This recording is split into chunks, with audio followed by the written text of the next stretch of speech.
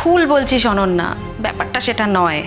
আসলে সৌজন্যদার সঙ্গে যখন গুনগুনের সম্পর্কটা হয়েছিল না, তখন তো ওদের মধ্যে কোনো বন্ডিং ছিল না, ওদের সম্পর্কটা ক্লিক করেনি, সেই জন্য তোর কোনো টেনশনও ছিল না।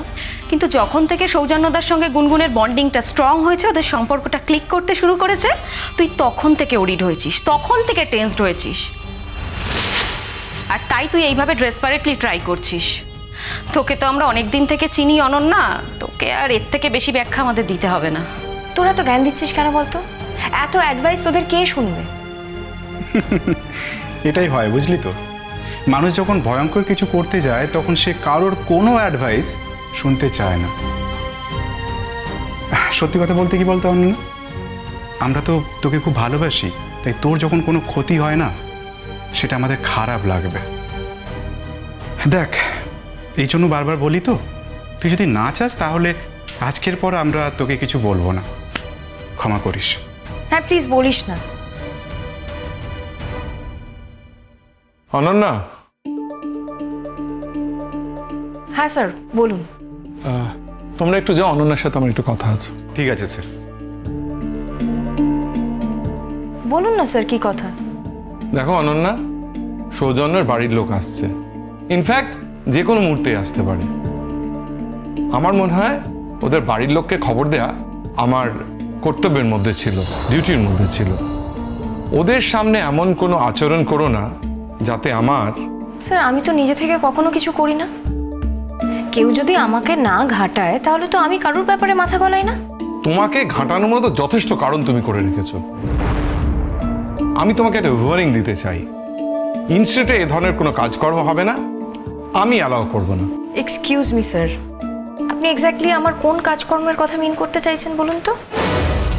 দেখুন, আমি কপালে টিপ পরি, সিঁদুর রাঙিয়ে আসি, সেটা আমার ব্যাপার, আমার ব্যক্তিগত ব্যাপার। আমার ব্যক্তিগত ব্যাপারে কেউ ঢুকুক এটা আমি চাই না। আপনারা কেন বুঝতে পারছেন না এটা? আর আমার ব্যক্তিগত ব্যাপারের সাথে তো কাজের কোনো সম্পর্ক নেই। যদি এই পর্যন্তই থাকতো তাহলে ঠিক ছিল, কিন্তু জনে জনে তুমি বলে বেড়াচ্ছ তুমি সৌজন্য মুখার্জির স্ত্রী। এটা আমরা অ্যালাউ করবো না আমাদের ইনস্টিটিউটে। সৌজন্য এম্বারেসড। সৌজন্য এর মধ্যে আমাকে বলেছে ও চাকরি ছেড়ে চলে যেতে চায়। তোমার একটা ছেলে মানুষের জন্য, একটা ভুলের জন্য আমরা সৌজন্যের মতো ব্রিলিয়েন্ট স্কলারকে আমাদের ইনস্টিটিউট থেকে হারাতে চাই না। স্যার আপনি কিন্তু একটা মেয়ের ক্রাইসিস বুঝতে পারছেন না। সেটার কি কোনো দাম নেই আপনার কাছে? যদি সত্যি ক্রাইসিস থাকতো তাহলে একটা কথা হতো। আমি মনে করি না এখানে কোনো ক্রাইসিস আছে। একজন লোক বিবাহিত, সে তোমাকে কোনোদিন ভালোবাসেনি। তুমি যদি বাচ্চাদের মতো আবদার করো, সিঁথিতে সিঁদুর টিঁদুর লাগিয়ে, যে তুমি তার স্ত্রী, লোককে বলে বেড়াও আমি সৌজন্য মুখার্জির স্ত্রী, তাহলে সেটা হাস্যকর করে তোলে নিজেকে। একই সঙ্গে ইনস্টিটিউটে একটা বদনাম হতে থাকে। এটা করো না। তোমায় আগেও বলেছি, এখনো বলছি, in that case I am going to take a step against you. কি স্টেপ নেবেন? কি স্টেপ নেবেন আপনি? আপনি অফিশিয়ালি কোনো স্টেপ নিতে পারেন না স্যার। সরি টু সে, আপনি দেখুন, আমি কিন্তু কোথাও লিখিত দিইনি, আমি অ্যানাউন্সও করিনি। তুমি আমার সাথে চ্যালেঞ্জ করছো?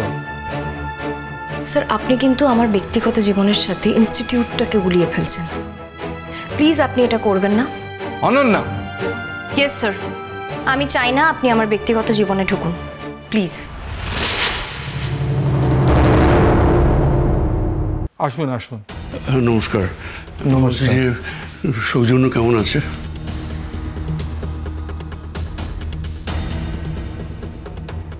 হাই ফিভার হয়েছিল, ব্লাড প্রেশারটাও বেশ বেশি।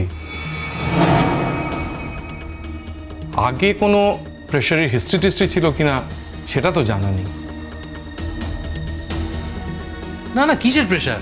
চাঙ্গা ছেলে, জোয়ান ছেলে, একদম সুস্থ। যদিও নিয়মিত প্রেশার মাপা হয় না, কিন্তু তাহলে তো আমরা... না, প্রেশার টেশার কোত্থেকে হবে? মানে এই বয়সে প্রেশার? অবশ্য সদ্য যদি কিছু হয়ে থাকে, ঘটে থাকে, তাহলে আমাদের জানা নেই। আমি বলছিলাম যে এখন কেমন আছে? আমি তো আছি, কোনো চিন্তা করো না, সব ঠিক হয়ে যাবে। এখন কি কথা বলতে পারছে? আসলে খুব জ্বরেও সেন্সলেস হয়ে গেছিল। আচ্ছা স্যার, আপনি কি করে মানে আপনি খবর পেলেন কি করে ও ও ও কোথায় আছে? মানে এটা আমরা তো গিয়েছিলাম ইনস্টিটিউটে, আপনি তো তখন ছিলেন না। খবর পেলাম মানে অনন্যা খবর দিয়েছিল। স্যার অনন্যা কি করে জানতে পারলো যে বাবিন অসুস্থ? মানে বাবিন তো আপনাদের ইনস্টিটিউটের গেস্ট হাউসেই উঠেছিল। হ্যাঁ, আমি যতদূর জানি অনন্যা দেখা করতে গেছিল। তোমরা তো জানো, বলো। হ্যাঁ স্যার, অ্যাকচুয়ালি অনন্যা সজনদার সঙ্গে কথা বলতে গেছিল, তো সেখানে কথা বলতে বলতে সজনদা হঠাৎ করে সেন্সলেস হয়ে যায়।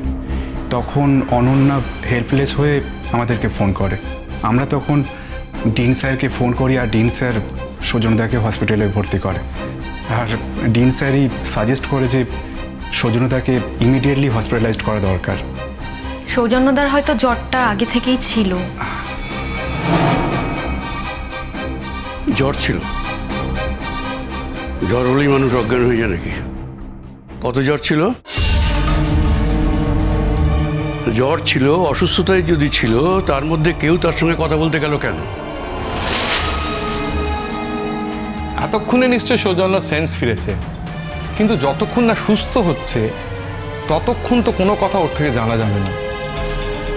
আমরা এখন একটাই ট্রাই আউট করি, কত তাড়াতাড়ি ও কিভাবে ওকে ভালো করা যায়। আমার ডাক্তারদের সাথেও কথা হচ্ছে, ওরাও ইনভেস্টিগেট করছেন। জ্বরটা নর্মাল ফ্লু টাইপ জ্বর কিংবা অন্য কিছু, সবটাই ওরা চেক আপ করে আমাকে জানাবেন। শুনুন স্যার, এই যে মেয়েটি অনন্যা আমাদের বাবিনকে ঘর ছাড়া করেছে, ছলে বলে কৌশলে। আপনাকে বলতে গেছিলাম, কমপ্লেন জানাতে গিয়েছিলাম, আপনি ছিলেন না ইনস্টিটিউটে, বাইরে ছিলেন। আর ওখানে যিনি ছিলেন, যার সঙ্গে আমাদের কথা হয়েছে, তাকে বলে কোনো লাভ হয়েছে বলে আমাদের মনে হয়নি। সবটাই আমি জানি, আমাকে নতুন করে কিছু বলার দরকার নেই। কিন্তু কিছু মনে করবেন না, আপনাকে কিছু কথা না বলে আমি পারছি না। আমাকে? আপনাকে এবং আপনার পরিবারের সকলকে। কি কি কি কি কি কি বলবেন, কি বলবেন? আপনারা ওর সাথে মিসবিহেভ করেছেন, আপনারা বাধ্য করেছেন ওকে বাড়ি ছাড়তে। তা না হলে ইনস্টিটিউটের গেস্ট হাউসে ও এসে উঠত না। আপনাদের নিজেদের বিশ্বাসেরই যদি অভাব থাকে, তাহলে ও শেষ পর্যন্ত দাঁড়াবে কোথায়? না, আসলে যে পরিস্থিতিতে যা হয়েছিল। যে পরিস্থিতি হোক না কেন, পরিস্থিতির সমাধান ছিল। আর গুনগুন, এটা আমি তোমার থেকে আশা করিনি। যে পরিস্থিতি তুমি ফেস করে থাকো না কেন, কোনো পরিস্থিতি সমাধানের ঊর্ধ্বে নয়। কিন্তু তাই বলে কারো মুখের ওপর দরজা বন্ধ করে দেয়া পরিস্থিতি অনুকূল নয় বলে সেটা কিন্তু উচিত হয়নি। আমি তো কারোর মুখের ওপর দরজা বন্ধ করিনি স্যার। তুমি যদি নাও করে থাকো, অন্য কেউ যদি বলে থাকে, তোমার ভোকাল হওয়া উচিত ছিল। বাড়ির ছেলেকে আপনাদের বাড়িতেই রাখা উচিত ছিল। যে ছেলেকে আপনারা এতদিন ধরে জানেন, একটা ঘটনায় আপনাদের সমস্ত বিশ্বাসের ভিত নড়ে গেল, এটা খানিকটা অস্বাভাবিক নয়? না, শুনুন, এই সমস্ত গন্ডগোলের মূলে না এই এই এই মেয়েটি, এই নষ্টের গোড়া, জানেন? ও আমাদের ছেলেকে ডেকেছে এবং মিথ্যে কথা বলে, আমাদের না বলে ও ওর বাড়িতে গিয়েছিল। এবং তারপর আমাদের ভাইরা এবং আমাদের বাড়ির বউরা ওদেরকে একটু অন্যরকম অবস্থায় দেখে রিয়াক্ট করে ফেলে। না হলে এরকম হওয়ার কথা নয়, কিন্তু বলছি। আমার যদি এই বিশ্বাসটা তৈরি হয়ে থাকে আপনাদের ছেলের ওপর, আপনাদের নেই কেন? আর তার চেয়ে বড় কথা, যা দেখেছেন সেটা যে ঠিক দেখেছেন তার কোনো মানে আছে? ভুল হয়েছে স্যার, ভুল হয়েছে, বুঝতে পারছি এখন ভুল হয়েছে। আসলে কি বলুন তো স্যার, এইসব মোহিনী মেয়েরা না এমন কীর্তিকলাপ করে যাতে মানুষের মাথা ঠিক থাকে না। নির্দোষ মানুষকেও আমরা ভুল ঠাওরে ফেলেছিলাম। আমরা করে নেবো স্যার, আমরা সমস্ত ভুল সংশোধন করে নেবো। একটিবার ছেলেটাকে সুস্থ করে বাড়ি নিয়ে যাই স্যার। স্যার স্যার দেখুন গুনগুনকে, কতটা আপসেট হয়ে পড়েছে, কেঁদে ফেলেছি স্যার। ও বিশ্বাস করুন, ওর ওর ওর খুব কষ্ট স্যার। এখন ও খেতে পারে না, ঘুমোতে পারে না। আমাদেরও কি কম কষ্ট স্যার? এই কষ্টের জন্য তোমরা নিজেরাই দায়ী।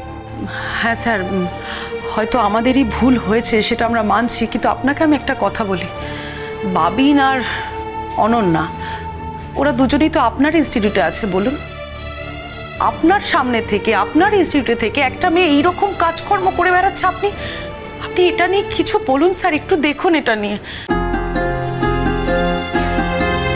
আমি অলরেডি নোটিস করেছি, মেয়েটির সাথে আমি কথাও বলেছি।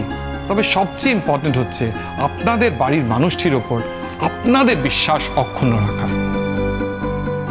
আমি কি একবার দেখতে যেতে পারি? ঠিক আছে, আমি কথা বলে দেখছি। তুমি এসো আমার সঙ্গে। আপনারা বরং একটু ওয়েট করুন। অজাটাই আমি একটু যাবো প্লিজ। হ্যাঁ যাও মা, যাও, একবার গিয়ে দেখা করে এসো। আমরা তো এখানে সবাই আছি, যাও। আর যদি কথা বলার মতো অবস্থায় থাকে তাহলে একটু কথা বলুন, না করুন, যাও। না, ওকে ওকে ওকে বলবে যে ও একটু ভালো হয়ে গেলেই আমরা ওকে এখান থেকে নিয়ে যাব, বাড়িতে নিয়ে যাব। বলো যে আমরা সকলে নিচে আছি, ওর জন্য অপেক্ষা করছি।